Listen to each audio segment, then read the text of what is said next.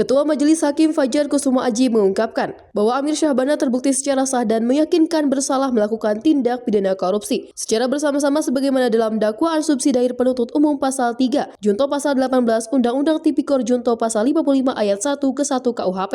Amir Syahbana juga dijatuhi hukuman membayar pengganti sebesar 325 juta rupiah. Jika harta benda yang disita kemudian dilelang tidak mencukupi untuk menutup uang pengganti, maka akan diganti dengan hukuman pidana kurungan badan selama 1 tahun. Terdakwa Amir Syahbana tidak terbukti salah satu dengan salah tindak pidana korupsi secara bersama-sama sebagaimana dakwaan primer penuntut umum.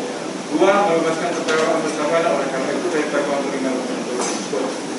3. Menyatakan terdakwa Amir Syahbana telah terbukti salah satu yang meyakinkan bersama tindak pidana korupsi secara bersama-sama sebagaimana dalam dakwaan subsidiar penuntut umum. 4. Menjatuhkan pidana kepada terdakwa oleh karena itu dengan pidana penjara selama 4 tahun dan denda sebesar 100 juta rupiah. Dan ketentuan apabila denda tersebut tidak dibayar akan diganti dengan pidana kurungan selama 3 bulan.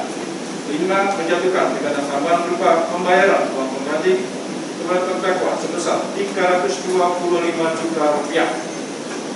Jika terdakwa tidak membayar uang pengganti oleh ulama dalam waktu 1 bulan, juga bisa memperlakukan hukum tetap, maka harta bendanya dapat disita oleh jaksa dilarang untuk menutupi uang pengganti.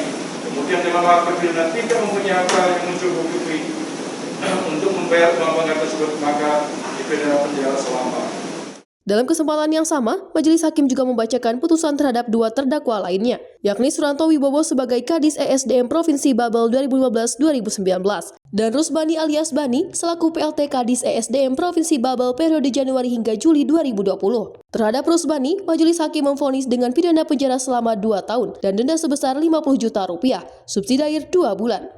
Untuk Rusbani, tidak diwajibkan membayar uang pengganti. Kemudian Suranto Wibowo dijatuhi dengan pidana penjara selama 4 tahun dan denda sebesar 100 juta rupiah.